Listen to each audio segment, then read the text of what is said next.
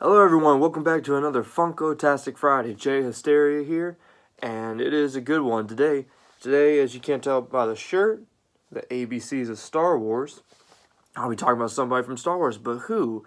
Maybe not somebody that isn't really that big, maybe somebody that was actually a huge part of Star Wars. Well, let's see.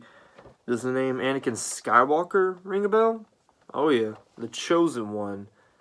The man who was doomed to become Darth Vader. The man who was able to basically wipe out the entire Jedi Order. But thankfully, this version of Anakin Skywalker that I'm talking about, this is during the Star Wars The Clone Wars series, so he was still on the light side. Let me see if I can take him out of here, because the Star Wars bobbleheads, I don't know why they choose, but these guys are bobbleheads, like straight up. Like, you've seen how most of my pops are either just straight plastic or whatnot. For some reason, they decided for the Star Wars ones, they need to be bobbleheads. Let me see if I can turn them. There we go. But yeah, this version of Anakin Skywalker comes from the Star Wars Clone Wars series. The series itself aired October 3rd in 2008. And before the first episode aired, before it became a TV series, it was actually a movie. And it was kind of neat seeing the new art style that they were going to do for Star Wars Clone Wars. It was nice seeing the new story that was coming along, introduced some characters that would have a huge part in the entirety of the series. And sadly, the series came to an end about 4 years ago. 2014 sounds about right, on March 7th. And while it is heartbreaking to hear that, yeah, the series did have to end, recently during a convention, there was a trailer released for Season 7 of Star Wars Clone Wars, so they're making a comeback, and I am absolutely excited. I don't know the exact release date yet, but I can promise you that I'll be very happy when it comes out. Basically, just a little background story for Star Wars The Clone Wars series. It takes place in between episodes 2 and 3 of the Star Wars prequels, the live-action movies. So this is basically like in the transition of when Anakin went from basically earned his way to a high-level Jedi, going through all the battles in between episodes 2 and 3, and to see like what kind of transformed him into becoming Darth Vader during episode 3. Oh, spoiler alert, by the way. um, but yeah, no, if you know the name Anakin Skywalker, you know he's also the father of Luke Skywalker and Leia Organa, the main two heroes from the original Star Wars movies, 4 through 6. Let's see, what else is there? One of my favorite characters, actually, in the Star Wars Clone Wars, other than Anakin and Obi-Wan, of course, was Ahsoka Tano, who was his apprentice. She is I always forget the name of her species, but she's pretty cool. She's got great design. She's an awesome character in the show itself, and she did honestly transform throughout the series. Like, you get to see her start off as a young Padawan, and then her at the end of the series when she's really more wise and powerful, even. And while there are so many moments from the Clone Wars series that Anakin even had a huge part of, look at that.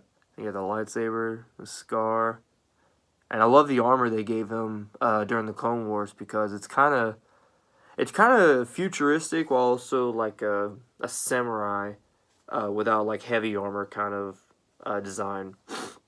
But the story from Star Wars: The Clone Wars, one of my favorite moments.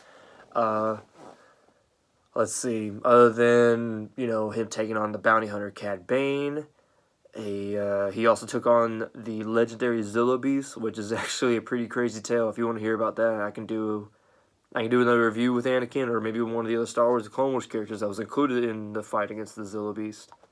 Or even how he took on like a whole army of pirates by teaming up with Count Dooku, which was kind of a hard decision since Count Dooku took his hand in episode 2. But while those are great moments, my absolute favorite moment was in what episode was it? I forget the name of the episode, but basically he got to meet the physical embodiments of the Force. He got to meet Father, the Son, and the Daughter. And basically the father represented the Force, like he was the physical embodiment of the Force. Son was the physical embodiment of the dark side, and he could turn into like a giant monster bat. And daughter, she was the physical embodiment of the light side. She could turn into like a giant griffin of sorts. And basically the story behind this, Anakin Skywalker, Obi-Wan Kenobi, and Ahsoka Tano are just kind of running into this huge spacecraft that they don't understand. They get brought in, and it was already weird from the start because they could feel that this area was very strong with the Force, stronger than anything they've ever felt in their life. And so they're curious as to what's going on with this place. And it was pretty crazy. Basically, throughout the whole story, they're testing everyone, like their connection with the Force and how true they are to the light side. Because to father, son, and daughter, they don't care about the light side or the dark side. They care only about the Force. So the sheer fact that there's been so many battles going on between the light and the dark side, they just see it's a waste of time, really. So they were like showing Obi-Wan Kenobi, Qui-Gon Jinn, and like the future he's going to have to behold against Anakin Skywalker. They were testing Ahsoka Tano as a Jedi Padawan and basically poisoning her with the dark side, trying to pull her in to show her what the dark side is like. And Anakin got hit the hardest because he got showed basically all the events that would go down in Episode 3. He would take on the Jedi Order. He would get Jedi Master Mace Windu killed. He would kill younglings. He would kill everyone. He would fight Obi-Wan to the death, and he would, in the end, become Darth Vader. And it was actually very intense, and you gotta love the visuals that happened, the giant Darth Vader mask that crept in the background as Anakin screamed in pain, wanting to resist this future that may come. And it was honestly heartbreaking to watch all that, but it was amazing all the same. But anyway, the favorite moment from that episode is when basically the whole point that the father, the son, and the daughter brought him into their spacecraft was in order for father to replace himself with Anakin, because Anakin is supposedly the chosen one. He was born by the Force. He wasn't born normally, like he didn't have a mom and a dad. His mom somehow got pregnant one day, and by the Force apparently, and gave birth to her son Anakin Skywalker, who has been very strong in the Force and very quick-witted and very different for people, from other people that are of his same age. And basically in this episode, how they decide to pull Anakin in as father's replacement, son grabs a hold of Ahsoka, and Obi-Wan daughter grabs a hold of Obi-Wan, and they drag him into this gladiator-looking area, and they have him on either side of Anakin. He's standing directly in the middle, and they're trying to force him to choose Obi-Wan or Ahsoka. Choose the light side or choose the dark side, because the only way you're going to save Ahsoka is by killing his son.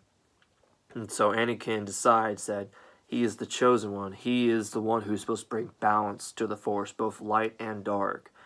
So, what does he do? He takes on both. He doesn't go for one or the other to save just one or the other. He uses the Force and uses the strength of the connection with the Force in this area that they are all currently in, and uses it to his will to take on both son and daughter and force them off of both his master and his apprentice.